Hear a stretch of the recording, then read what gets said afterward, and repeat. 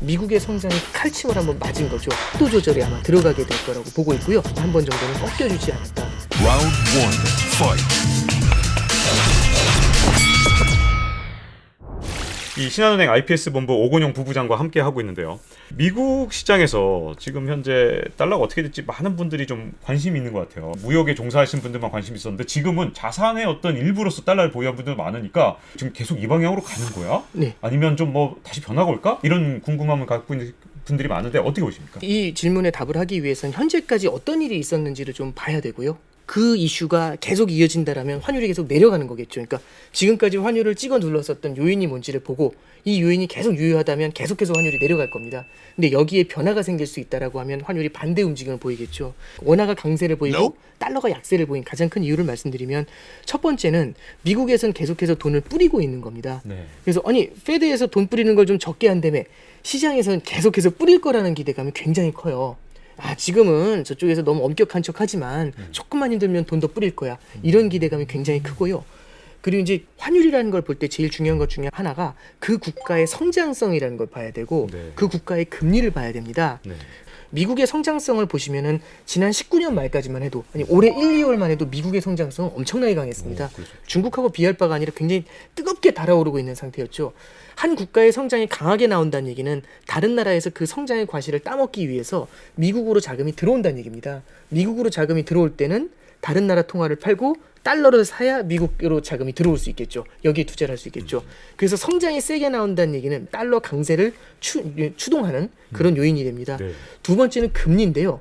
다른 나라 금리 다 마이너스 금리 내려가고 있었을 때 미국은 금리 인상을 18년도 4분기까지 했었거든요. 그럼 미국 같은 경우는 다른 나라보다 금리가 높은 편이에요. 네. 금리가 높다는 얘기는 달러를 보유했을 때 더 많은 이자를 받을 수 있다. 이런 관점에서 해석을 할 수 있어요. 네. 그럼 18년도, 19년도에 미국의 성장도 셌을 뿐 아니라 금리도 다른 나라보다 높았기 때문에 네. 달러의 강세를 추동할 수 있었습니다. 근데 지금 보시면 미국의 성장이 굉장히 크게 둔화가 되는 칼침을 한번 맞은 거죠. 네. 휘청거리는 모습입니다. 지금 미국 금리는 0%까지 낮아졌습니다. 기준금리는 0%고요. 미국 국채금리는 0.7%까지 낮아져서 옛날에는 미국 금리 3%일 때 독일 금리가 마이너스 0.5%였어요. 지금은 독일 금리 그대로 마이너스 0.5인데 미국 금리는 지금 0.7%입니다. 금리의 갭이 확 줄어들었죠. 그럼 여기서 중국이라는 나라를 볼 필요가 있습니다. 중국의 위안화 환율을 볼 때도 똑같은 프레임을 들이대보죠. 성장하고 금리를 들이댑니다. 중국의 성장은요. 코로나 사태에서 가장 빠르게 회복이 됐다라는 얘기를 하지 않습니까? 네. 물론 그 내년이 어떤지까지는 저도 잘 모르겠지만 그래도 전 세계에서 플러스 성장을 하는 나라 중국밖에 없다 이 얘기합니다. 그럼 중국의 성장이 다른 나라 대비해서 나온다라는 것만은 팩트인 것 같고요. 두 번째는 중국의 금리를 볼 필요가 있는데요. 중국이 생각보다 돈을 많이 뿌리지 않았어요. 다른 나라들 금리 마구잡이로 내릴 때 얘네가 금리를 안 내리고 잘 버텼던 거죠. 중국의 지금 10년짜리 국채 금리가 3% 정도 됩니다. 옛날에는 중국 금리가 2.5%, 3% 왔다 갔다 할 때 미국 금리가 3%였어요. 네. 그러니까 비슷비슷했었죠. 근데 지금 미국 금리는 0.8%, 0.7% 내려왔는데 중국 금리는 3%입니다. 네. 그러면 금리 차이에서도 미국보다 중국이 높죠. 중국이 성장이 나옵니다. 금리가 셉니다. 그럼 어떤 일이 벌어지냐면 중국 쪽으로 자금이 유입돼 들어가게 되겠죠.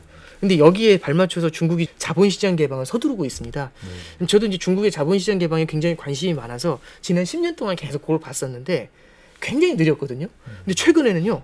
옛날에는 1년에 하나씩 터질까 말까 뉴스가 에브리데이 터지는 느낌이에요. 왜 그러냐면 중국이 금융시장을 개방한다는 건 두 가지 의미가 있습니다. 문을 열어 젖힌다는 얘기는요. 중국으로 자금이 들어온다고도 생각할 수 있지만 나간다고도 생각할 수 있어요. 중국은 부채가 많은 나라입니다. 현재. 이 상태에서 금융시장을 열었습니다. 그럼 부채가 많은 상태에서 금융시장을 열었을 때 제일 큰 리스크는 자금이 나가는 거죠. 네. 만약에 미국의 성장과 금리가 높은 상태에서 중국이 자본시장을 열면 돈이 빠져나갈 겁니다. 그게 2016년의 스토리입니다. 그때 당시 후강통으로 자본시장을 열다가 깜짝 놀라서 다시 막아버렸죠. 네. 근데 지금 같은 경우는 어떠냐면은 중국이 문을 열 수가 있는 게 이쪽의 성장과 미국의 성장과 금리가 약화되고 있지 않습니까? 그럼 중국 같은 경우는 열면 돈이 들어오는 그림입니다. 중국으로 돈이 들어온다는 얘기는 중국의 자산을 사기 위해서 달러를 팔고 위안화를 사서 들어와야죠. 그래서 최근 보시면 위안화가 굉장히 빠르게 강세로 가는 걸 볼 수 있고요. 네. 우리나라는 대중국 무역 교역도가 굉장히 높습니다. 중국은 우리나라하고 수출 경쟁을 하는 국가이기도 할 뿐만 아니라 우리나라 물건을 사주는 나라이기도 하죠. 네. 그럼 수출 경쟁을 했을 때 위안화가 더 약해지면 아무래도 수출할 때 더 유리해지겠죠. 그래서 우리나라도 위안화가 약해지면 원화가 마구 약해지는 게 쉽지가 않습니다. 그래서 수출 경쟁을 위해서라도 원화하고 위안화를 같이 붙여놓으려고 해요. 네. 그래서 위안화가 절상되면 원화도 같이 움직이는, 같이 절상이 되는 그런 모습이죠. 그래서 이제 여기까지만 정리를 해드리면 지금까지의 흐름은 미국의 성장과 금리가 약화될 때 중국의 성장과 금리가 상대적으로 강하기 때문에 위안화의 강세가 왔고, 위안화의 강세가 중국과의 교육 의존도가 높은 우리나라의 원화 가치를 절상시켰다. 이렇게 이제 설명을 드렸습니다. 이제 앞으로 미래를 봤었을 때 제일 중요한 건 이 흐름이 이어질 건가 아니면 반대로 틀어질 건가, 이 얘기가 되는 거죠. 중장기적으로는 이 그림이 이어질 거라고 좀 생각을 하고 있습니다.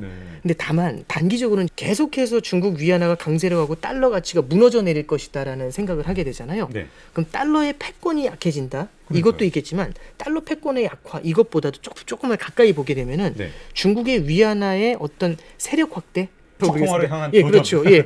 그래서 위안화가 많이 두루 쓰이게 되는 걸 갖다가 견제를 할 필요는 충분히 있겠죠. 그러니까 페드가 돈을 마구잡이로 막 찍었는데 경기 부양에도 큰 도움이 안 될 뿐 아니라 돈을 너무 많이 뿌려가지고 달러가 무너져 내리는데 대안인 위안화가 나오면서 위안화의 세가 강해진다. 이거는 원하지 않겠죠. 페드가 돈을 함부로 못 뿌리는 이유 중에 하나가 효과 측면에서 효용이 낮다라는 것도 1번이 되겠지만 상대편에서 달러의 가치가 너무 빠르게 떨어지는 것, 이 두 가지가 굉장히 크게 걱정이 되는 겁니다. 현재 경기가 그렇게 좋지 않음에도 불구하고 약간씩 스톱을 하려고 속도를 줄이고 있는 모습을 보이는 거죠. 미국에서는 이 속도 조절에 아마 들어가게 될 거라고 보고 있고요.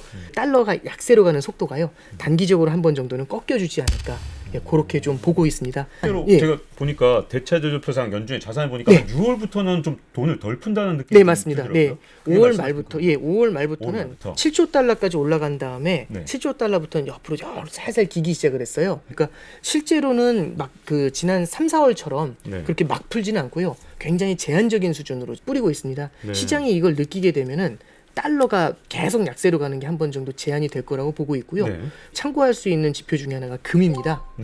금이라는 거는 실물 화폐의 대표거든요.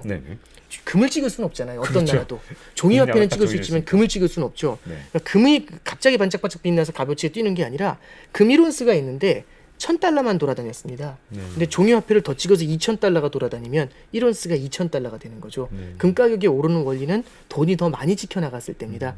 최근에 보면 금 가격이 굉장히 빠르게 뛰었다가 주춤하는 모습을 보이고 있죠. 이런 거를 좀 보시면은 결국에는 달러 약세, 돈 뿌리는 속도가 조금씩 조절이 되는 그런 그림이 좀 나오지 않을까 보고 있습니다.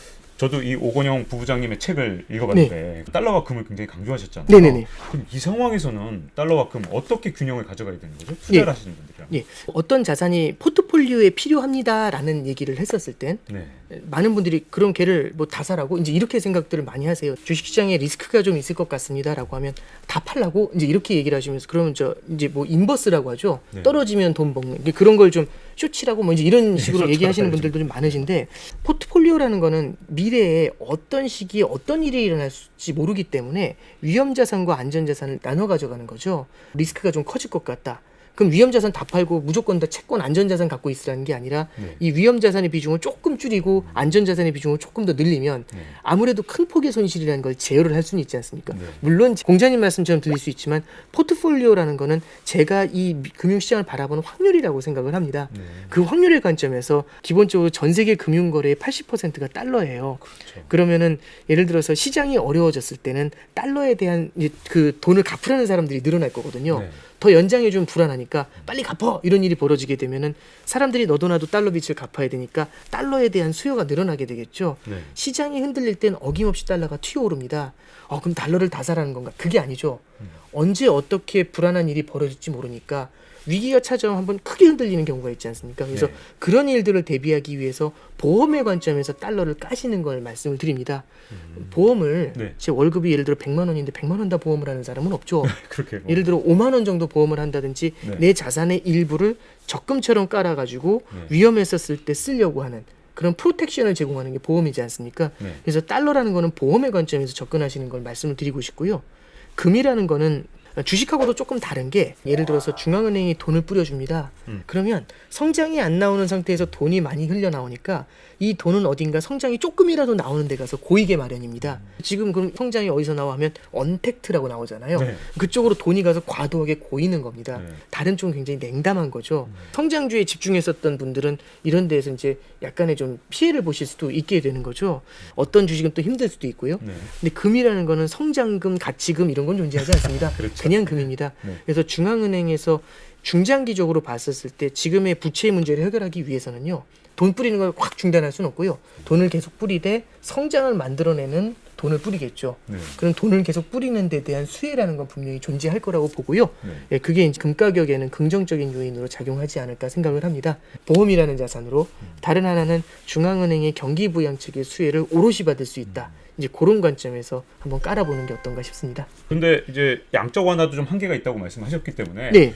그렇게 말씀하신 거랑 좀 비교해 보면 금값도 오르는데 여기서 또 한계가 생기지 않을까 이런 약간의 걱정이 좀 생기는데요. 네, 이제 그 양적 완화가 한계가 있다라는 말씀보다는요. 네. 지금처럼 성장을 안 만들어내는데 그냥 마구잡이로 눈먼 돈 풀어주는 거 여기에 대해서는 제한을 할 거라고 보고 있고요. 네.